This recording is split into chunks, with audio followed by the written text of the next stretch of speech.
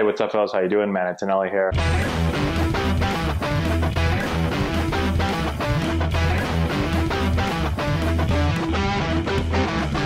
Hey, what's going on, guys? How we doing? Man, Antonelli here. Hope everyone is safe and doing well.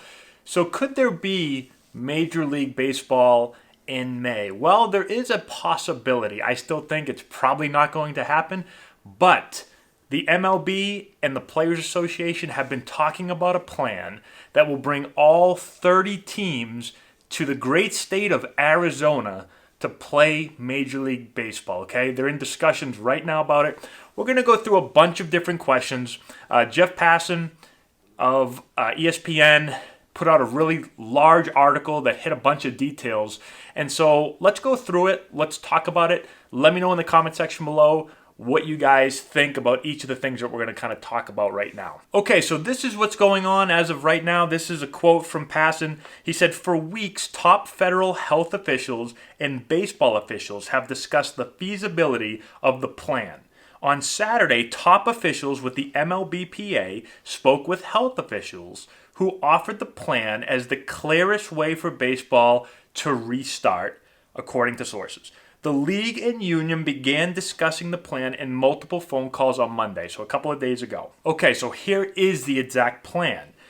It says the plan would dictate that all 30 teams play games at stadiums with no fans in the Phoenix area, including the Arizona Diamondbacks Chase Field, 10 spring training facilities, and perhaps other nearby fields.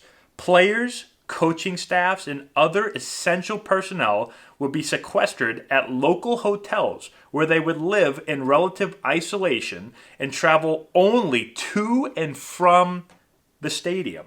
Federal officials at the Centers for Disease Control and Prevention, as well as the National Institutes of Health, have been supportive of a plan that would adhere to strict isolation, promote social distancing, and allow MLB to become the first professional sport to return. Okay, so let's talk about a lot of these things. So the first thing, fields. Do we have enough fields to actually play? So they mentioned 10 spring training complexes. So we have 10 big league fields right there. We have the Diamondbacks Chase Field. So that's 11. And then there's also Grand Canyon University has a field right around there. So that's 12. You have Phoenix Municipal Stadium where ASU plays. So that's 13. So really, you need 50. You would probably need 15 parks to be able to play. You've got 30 teams, unless you were to do some type of day-night doubleheader. Now that gets a little bit tough because you got to remember this is Arizona, and in the summertime it gets hot. Okay, like really hot. When I got injured in 2010, I had a rehab in Arizona. A lot of those games that the extended spring training team was playing, it was 120 degrees some days. Like, I know they say it's a dry heat, but when I got out of my car to walk from my car to the facility, it literally felt like I was sticking my head inside an oven. That is what it felt like. And so it was really tough.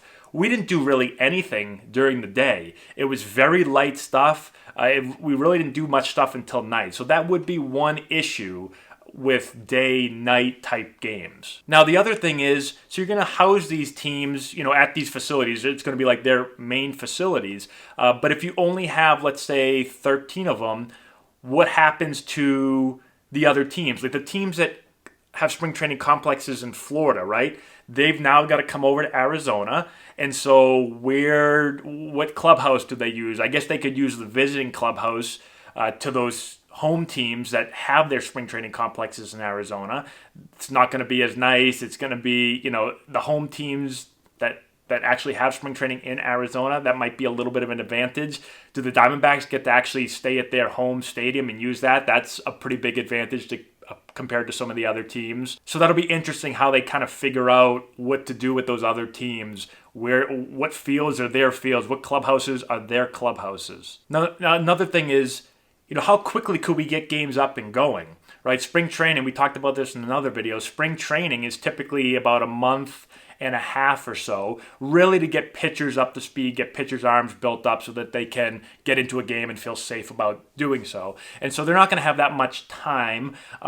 In one of the articles that I read, they had suggested that it'd be about a 2 to 3 week period for pitchers and players to get back in shape and get back ready to go. I'd say that would be probably the right amount of time.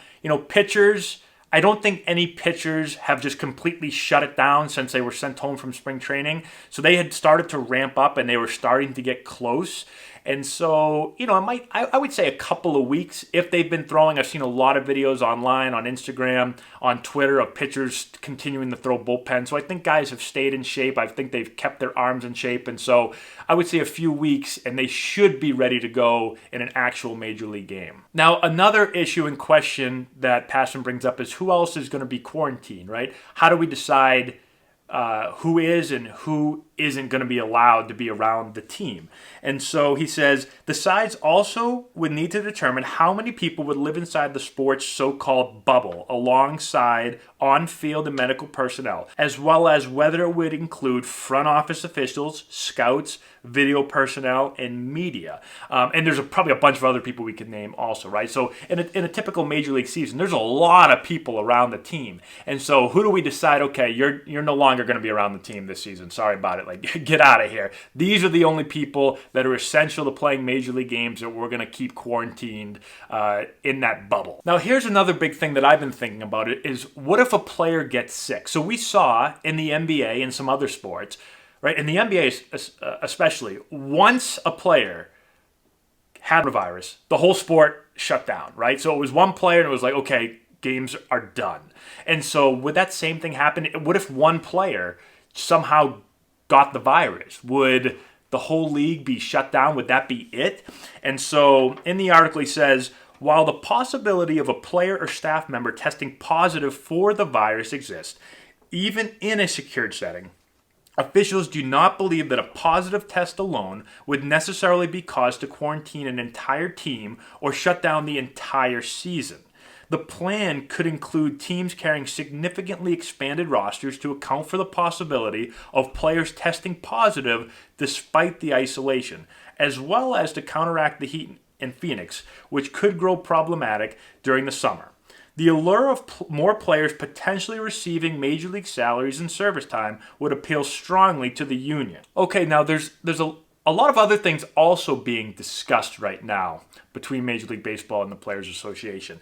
And here they are. So the first thing is implementing an electronic strike zone to allow the plate umpire to maintain sufficient distance from the catcher and batter. So that's interesting. No mound visits from the catcher or pitching coach. 7-inning doubleheaders. Doubleheaders, we're going to be able to squeeze in more games. Maybe we get close to that 162 games. Regular use of on-field microphones by players as an added bonus for TV viewers. So we saw something like this in spring training. Now, it'd be a little bit different, right? In spring training, a lot of players were joking around. People loved it. I don't know how much we'd get out of players in a it's not a spring training atmosphere. Like these stats actually count now. So I think it would still be cool. Wouldn't be anywhere close to as cool as it was in spring training. And then here's an interesting one. Players sitting in the empty stands 6 feet apart, the recommended social distancing space instead of in the dugout. So you're going to have players that aren't going to be around each other in the dugout. They're going to be spread apart.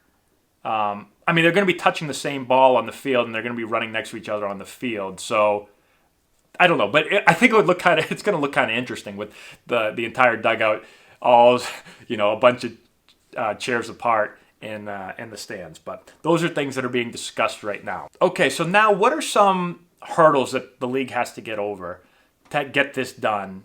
One thing is getting all the players on board and all united with this. And so I've already seen some players talking about like not being comfortable playing. And so they're going to have to figure out a way to get all the players united. And what if certain players just say, you know what? I'm not playing. I'm not putting myself at risk. And so they talk about in the article, younger players, players that aren't married, players that don't have families will probably be more likely to accept this than maybe some of the veteran players that have families. So it says players would be separating from their families for an indefinite amount of time, perhaps as long as 4.5 months. One veteran player said, quote, leaving the family would be a big issue for me personally, something we would have to discuss as a family. And then a younger player, it says younger star player said that they would do anything to feed my family. So this will be really interesting to see what happens. How do they get the players on board? Are they able to get all of this plan in place and make it work? The article says that they're motivated to do so. So he says, as consequential and potentially tricky as some of the challenges might be, the league and union are motivated to make the plan work because they realize the alternative might be worse for both sides. No baseball at all in 2020. So we'll see what happens. I'll let you guys know any updates that occur over the next couple of weeks. Let me know what you guys think about in the comment section below. Do you think this is an actual plan that may work? Do you think there's no chance? I think it's going to be difficult. Personally, I think there's a lot of hurdles that you're going to have to overcome with this one. Again, I'd love to see baseball being played. I know a lot of people would, but the biggest thing here is health. And in this case, not so much health of the fans because there won't be any fans, but health of the players and health of everyone that is going to have to be in that situation and be quarantined. So let me know what you guys think in the comment section below. Thanks so much for watching. Don't forget to hit the notification bell. Thank you to our patrons on Patreon who help support the channel. We really, really appreciate that. Go over and check our Twitch out, Antonelli Baseball over on Twitch. I've been playing a lot more video games late at night because, well, there's not a whole lot to do. So if you guys like video games, go and check that out. And that's all we've got. Thanks so much for watching. I appreciate it, and we'll talk to you later.